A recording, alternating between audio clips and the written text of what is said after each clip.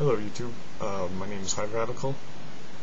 I'm going to probably ruffle some feathers with what I'm going to say, but I'd ask you to please have an open mind. Looking over at the Resident's video entitled Marriage, about love, not privates, I wanted to put forth an alternate view of the purpose behind marriage. Not that love isn't in there, but that love is there's a reason for the love being there. Love is not merely there for one person. It's not merely there for the companionship. Love and marriage as an institution exists for a far greater purpose. So I'm going to discuss a bit of that. First of all, if you think about why would two people get together, what are some of the reasons why you get together? Enjoy each other's company. There's just our raw biology and things that obviously are pushing for us to have companionship for multiple reasons. Biology, joint ventures, oftentimes going into an enterprise is more successful with two people rather than one. I think it's important to think about also the gender. I mean, gender is kind of a key aspect to it. But I think one thing I think has been left out, and to the great detriment of this view that marriage is about love. In the video, the woman she's interviewing makes the statement that an army of lovers cannot be denied.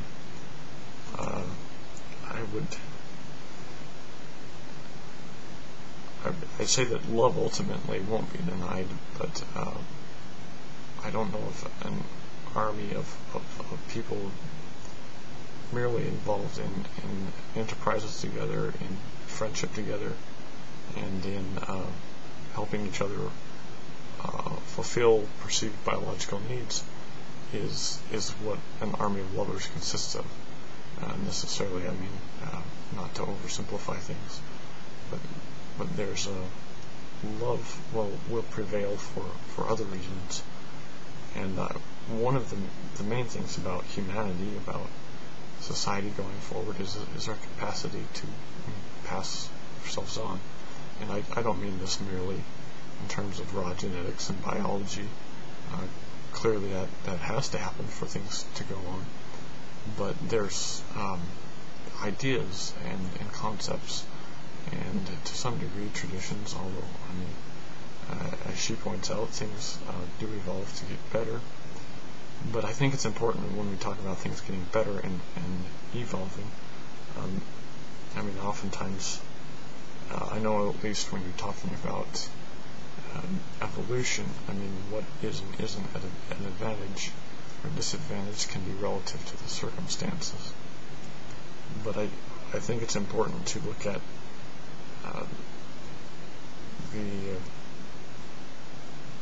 what it is we're passing on and why we're passing it on. Why are we passing on humanity? Why do we want humanity to go forward?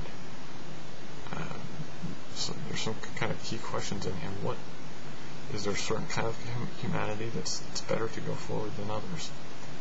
I know when you talk about either an evolution or mimetics, which is like memes, I would hope most people watching this would understand what that is. If you don't, meme is a concept or an idea that's passed along, and the term is kind of coined to give it a sense or feel of like genetic material or certain traits that can be passed on, and they change over time.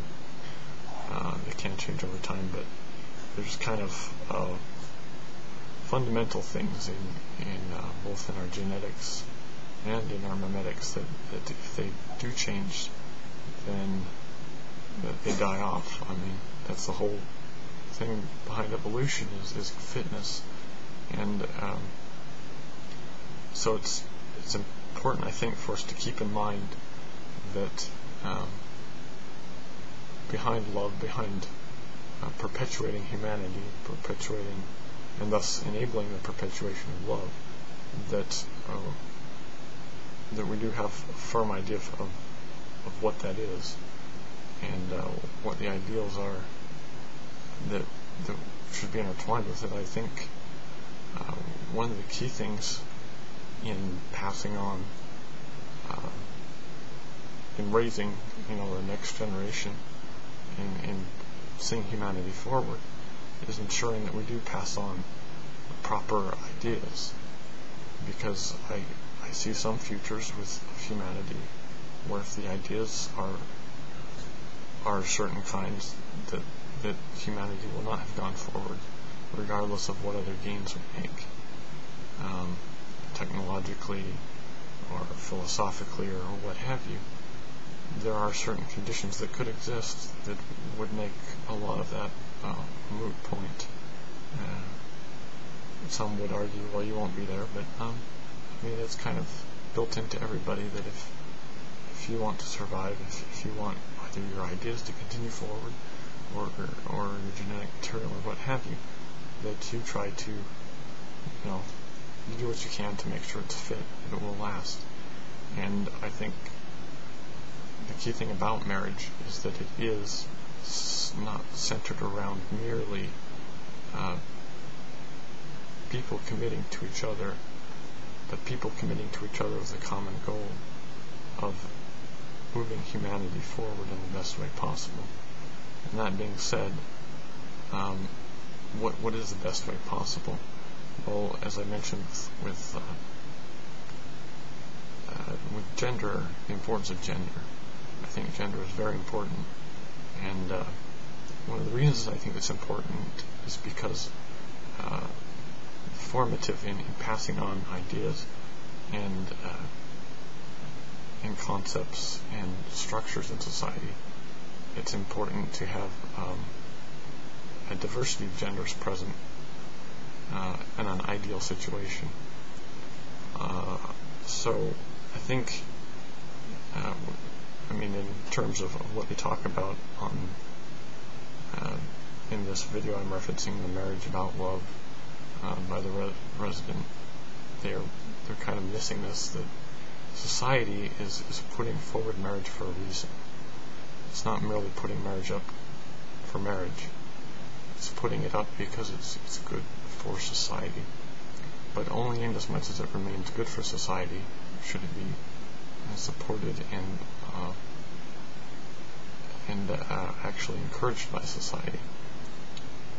If some abstraction, if some distortion of it, or some aberration of it, and that's what, again, everything will be relative to how well it allows something to advance and move forward. That will determine how you judge if it is an advancement in evolution or if it's devolving, would be by how much it aids society. And so I put forward the idea and my firm belief that children need a mother and a father present in ideal situations.